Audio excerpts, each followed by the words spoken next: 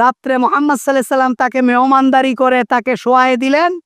সে রাত্রে পায়খানা করে সমস্ত বিছনা পাকায়ে উঠে চলে গেছে।